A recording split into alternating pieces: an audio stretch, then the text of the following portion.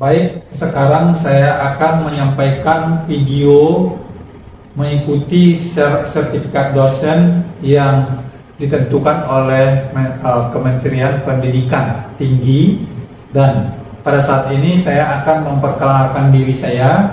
Nama saya adalah Dr. Pardamyan Harahap SHMH, kemudian dosen hukum Universitas Esa Unggul.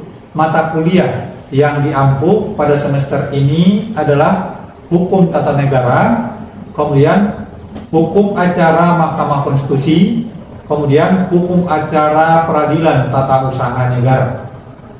Kemudian pada mata kuliah ini akan saya sampaikan tentang mata kuliah hukum tata negara dengan topik mata kuliah adalah sejarah sistem ketatanegaraan Indonesia berdasarkan Undang-Undang Dasar 1945, Undang-Undang Dasar Konstitusi RIS, dan Undang-Undang Dasar 1950. Dan juga nanti pada kuliah ini ada studi kasus yang mungkin saya akan meminta tolong kepada salah seorang mahasiswa untuk menyampaikan studi kasus, dan juga ada diskusi.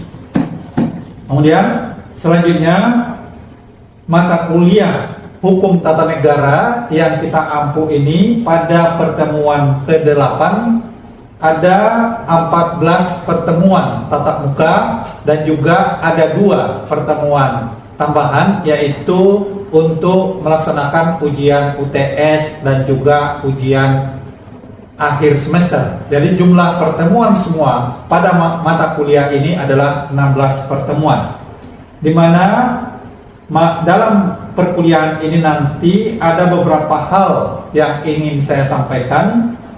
Yang pertama adalah adanya nanti presentasi dan juga ada tanya jawab antara mahasiswa dengan mahasiswa lain.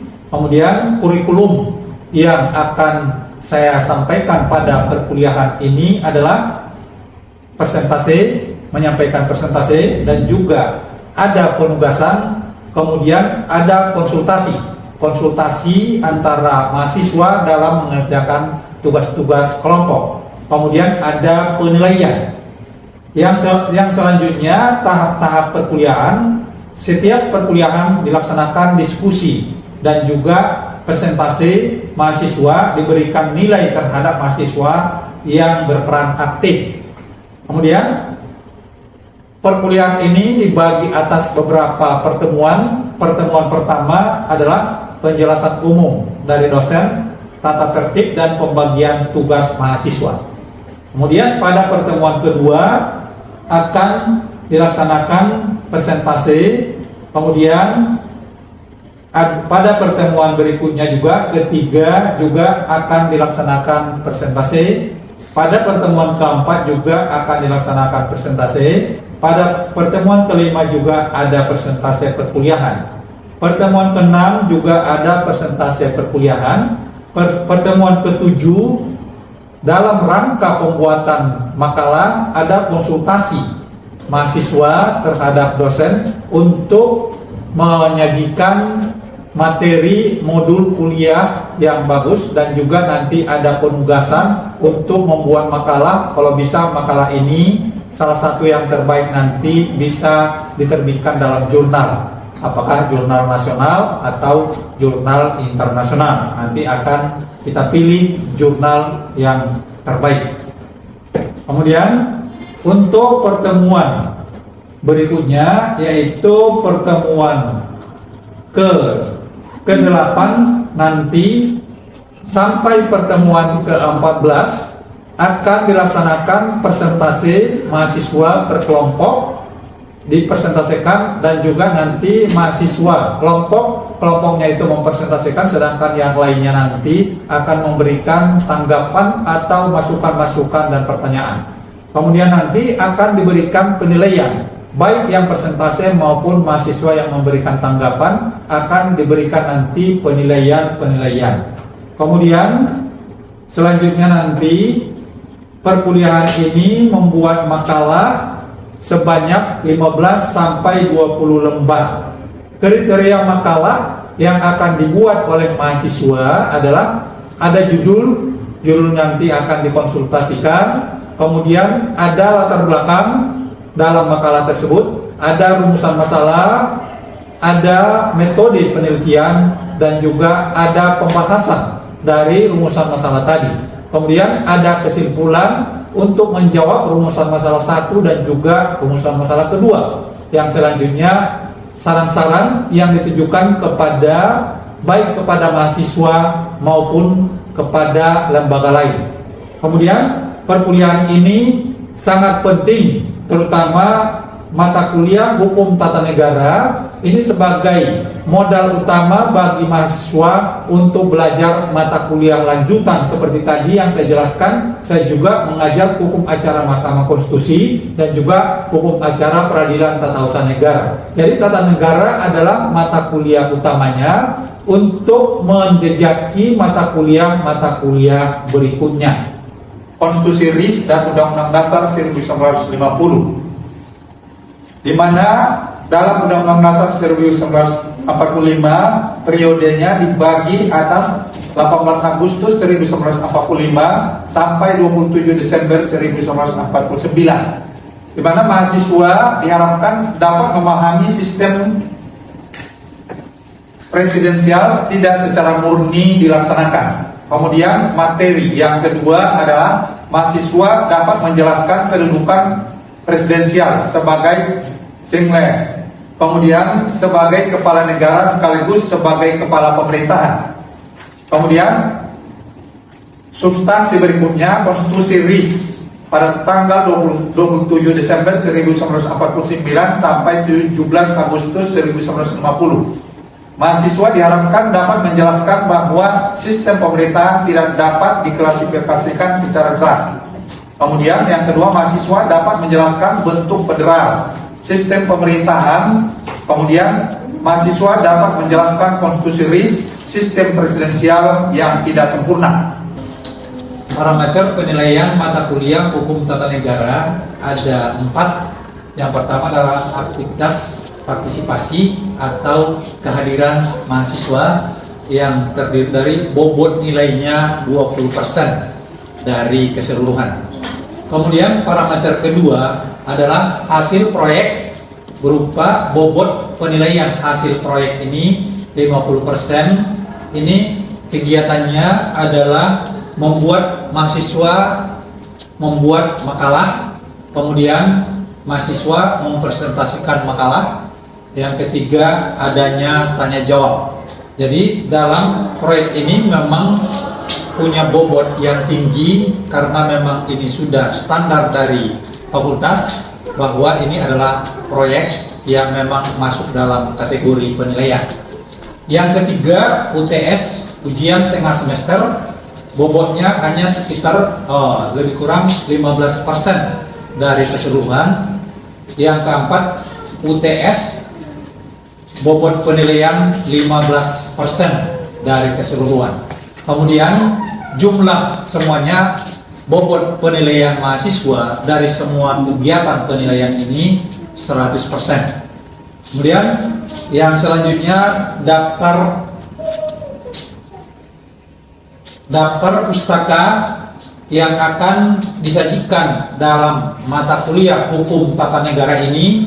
Ada beberapa hal terutama untuk mata kuliah hari ini. Yang pertama seperti misalnya karangan dari Hamdan Julfan tahun 2005, Investment Presiden pada waktu itu.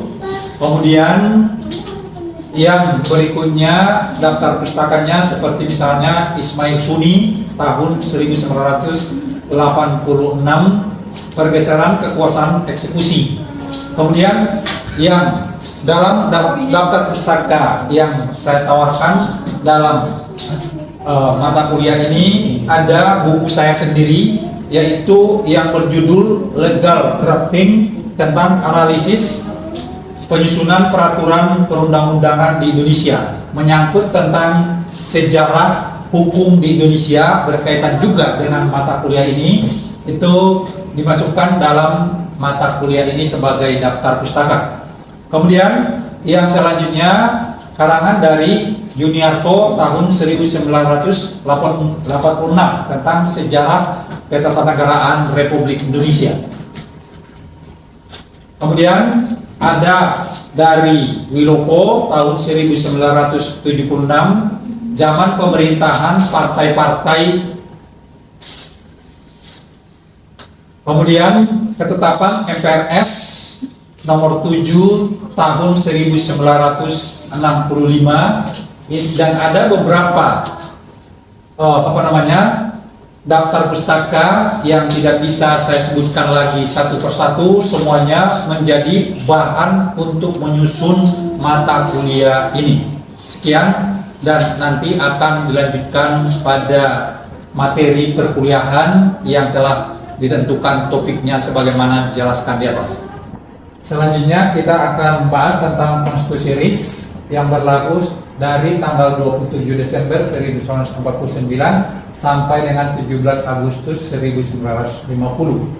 Maka bentuk negara waktu itu adalah federal dan konstitusi pada masa konstitusi RIS, di mana dalam bentuk negara federal ini itu kekuasaan itu ada pada DPR, jadi harus bertanggung jawab kepada DPR. Tetapi dalam konstitusi RIS mengatur sistem pemerintahan tidak dapat diklasifikasikan sebagai sistem federasi yang jelas, karena memang dalam sistem ini, kalau dalam sistem federal itu, maka kekuasaan itu adalah kekuasaan federal atau kekuasaan DPR. Tetapi di sini negara Indonesia tidak menggunakan sistem federal yang murni, tetapi sistem campuran, di mana sistem campuran ini ada dalam ketentuan Undang-Undang Dasar 45 bahwa ada presiden yang berkuasa di dalamnya, ada wakil presiden, kemudian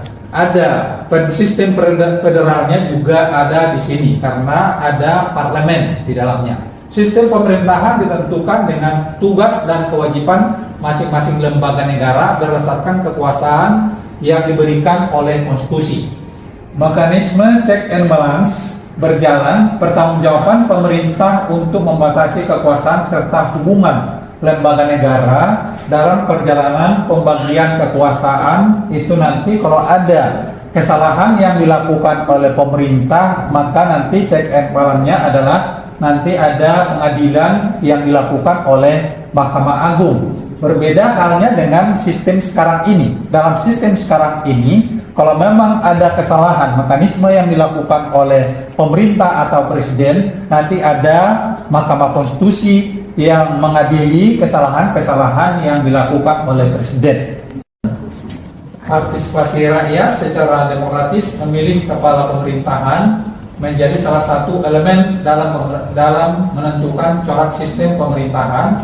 Kemudian dalam konstitusi RIS mengatur sistem presidensial secara tidak sempurna. Itu tadi yang saya jelaskan bahwa dalam konstitusi RIS ini tidak menggunakan sistem parlementer secara murni, tetapi ada sistem presidensialnya. Di mana sistem parlementernya? Karena kekuasaan itu yang tertinggi adalah kekuasaan parlemen, tetapi di sini ada sistem presidensial, di mana presiden di sini adalah sebagai kepala negara, sedangkan kepala pemerintahan itu diduduki oleh perdana menteri. Jadi ada campuran antara sistem presidensial dengan sistem parlementer pada waktu RIS berjalan berkuasa diterapkan dalam undang-undang RIS di Indonesia.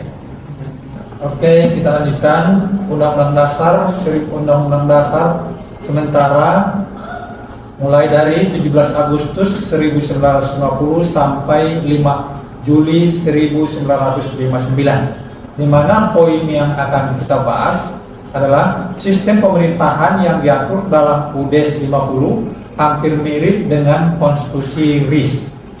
Karena para ahli berpendapat bahwa UDES 50 mengandung sistem parlementer. Jadi dalam sistem parlementer ini kekuasaan pemerintah harus mendapat pengawasan atau kontrol dari DPR. Kemudian, menurut ahli, Mahfud MD mengatakan dengan berlakunya Undang-Undang Dasar sementara 1950 menganut demokrasi parlementer penuh. Jadi menurut Mahfud MD ini dia sistem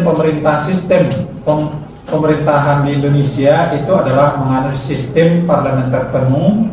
Zaman pemerintahan partai-partai berdasarkan kenyataan sistem multipartai di DPR pada periode 1950 sampai 1959. Lain halnya dengan pendapat Juniarto, dia berpendapat Undang-Undang Dasar sementara 1950 menganut sistem parlementer karena presiden hanya kepala negara, sedangkan kepala pemerintahan berada di tangan Dewan Menteri yang diketuai oleh Perdana Menteri. Jadi ini perbedaan antara pendapat dari Muhammad.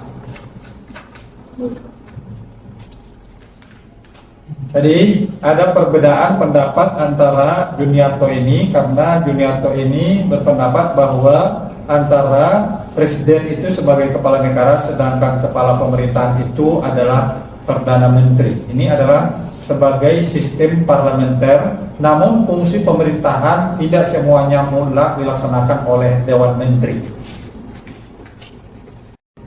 Dalam konstitusi RIS, presiden tidak menjadi chief executive secara penuh karena presiden dibantu oleh wakil presiden sebagai lembaga kepresidenan yang dikenal dalam sistem presidensial.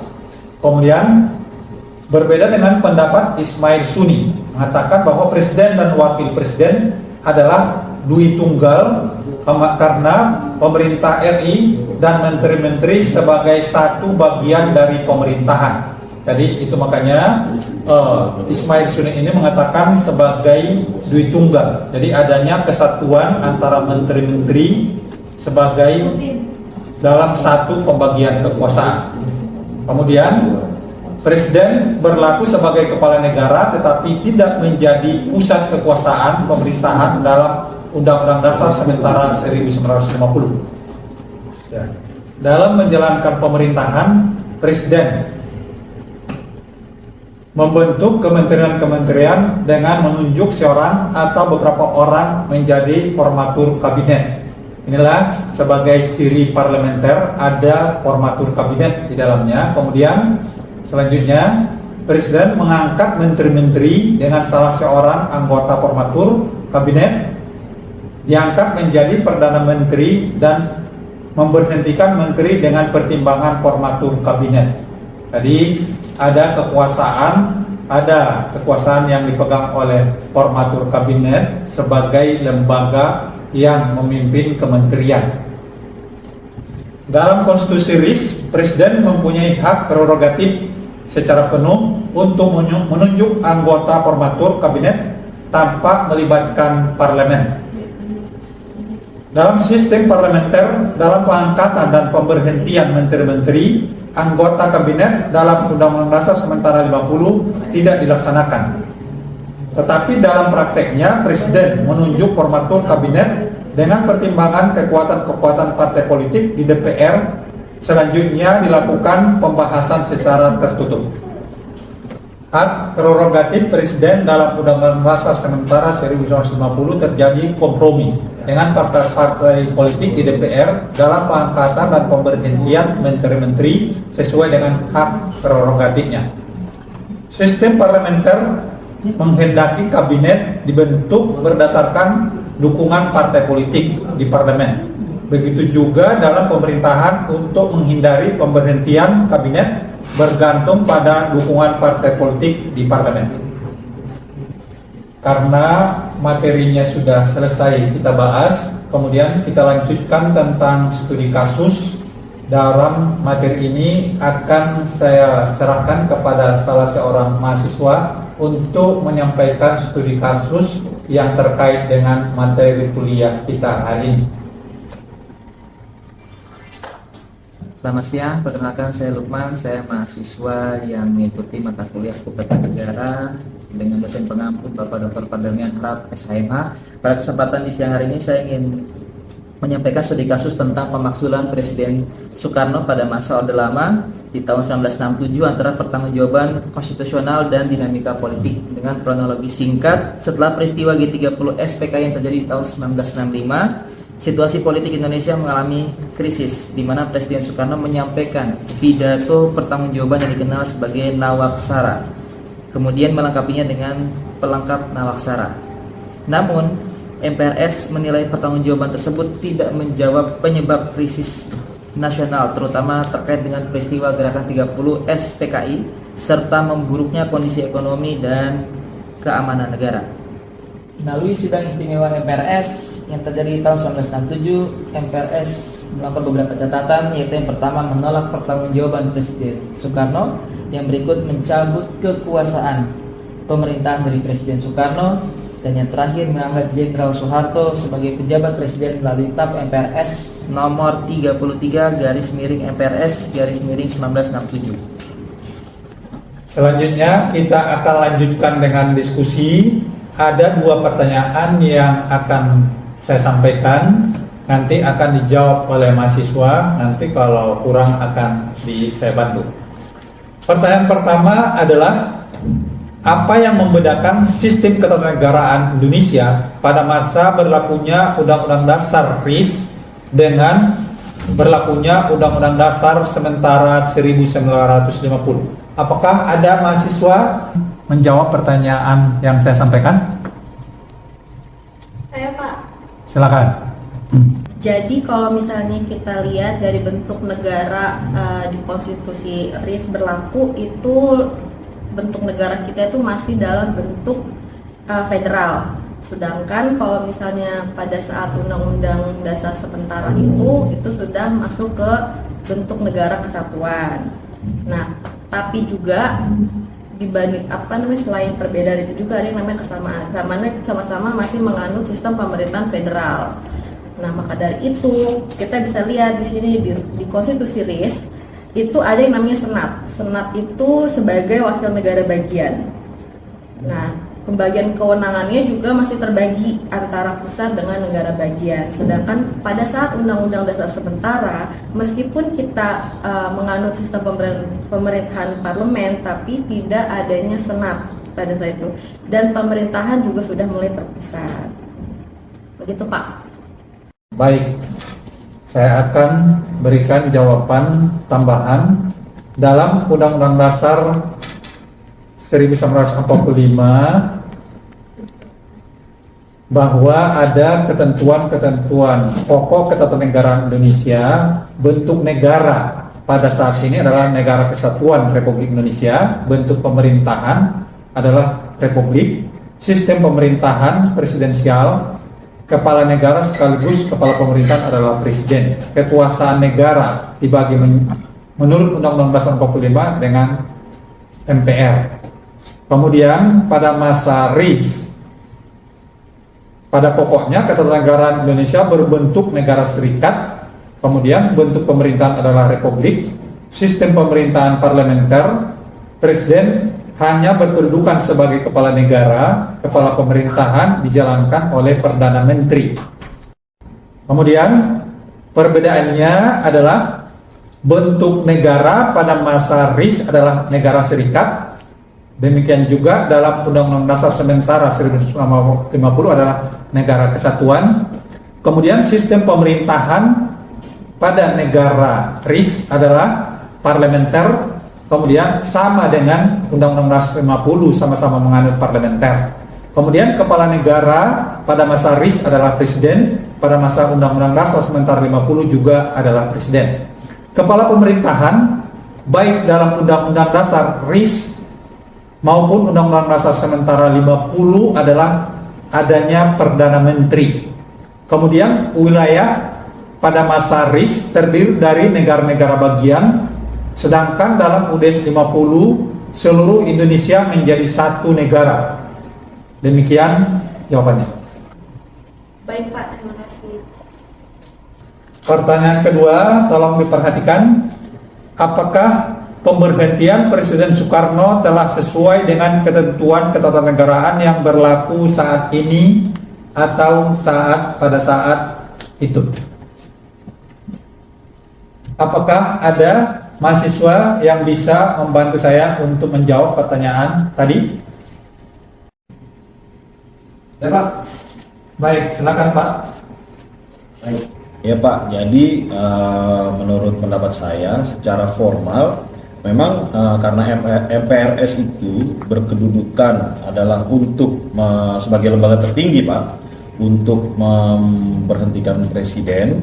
Jadi karena memang pertanggungjawaban presiden saat itu ditolak, sehingga secara formal itu masih sesuai.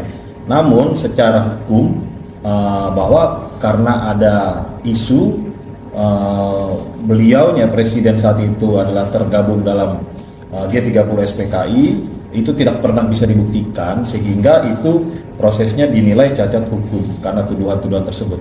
Itu mungkin pandangan dari saya Pak. Terima kasih Pak.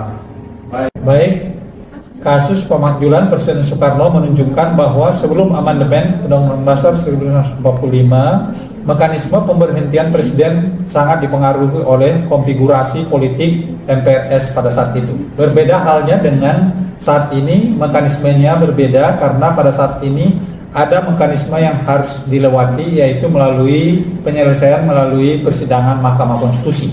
Setelah diselesaikan melalui Mahkamah Konstitusi, baru nanti putusannya itu diserahkan kepada MPR untuk mengambil keputusan apakah presiden tadi benar-benar dimakzulkan atau tidak.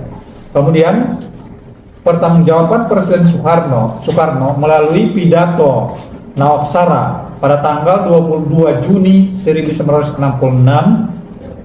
dan pelengkap Nawaksara 10 Januari 1967 ditolak oleh MPRS karena dianggap tidak memenuhi tuntutan politik konstituante pada saat itu.